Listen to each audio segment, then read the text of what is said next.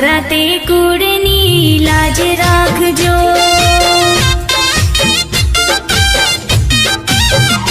मारी यहाँ मोगी मां मने साथ आपजो। मारा ते कुळनी लाज राखजो।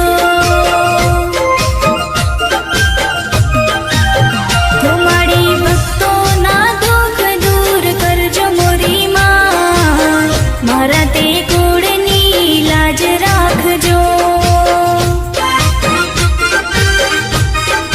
हे मां मारा ते कुळनी लाज राखजो।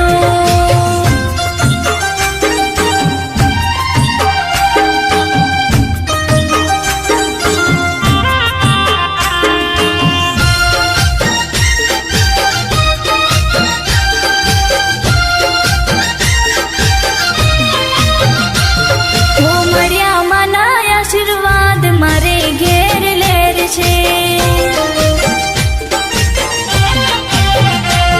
यहाँ मोगी मना आशीर्वाद मारे घेर लेर छे।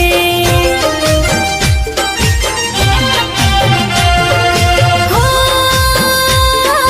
मानरी प्रतापे मारे घेर लीला लेर छे।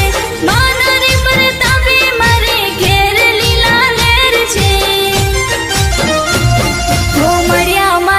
आशीर्वाद मारे घेर लेर छे।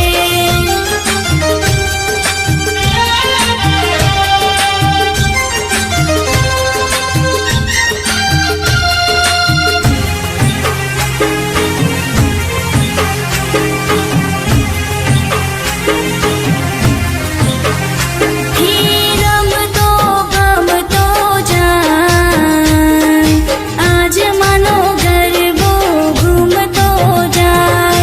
पवन सपाटा थाय आज मानो गरबो घूमतो जाय। रमतो गमतो जाय आज मानो गरबो घूमतो जाय।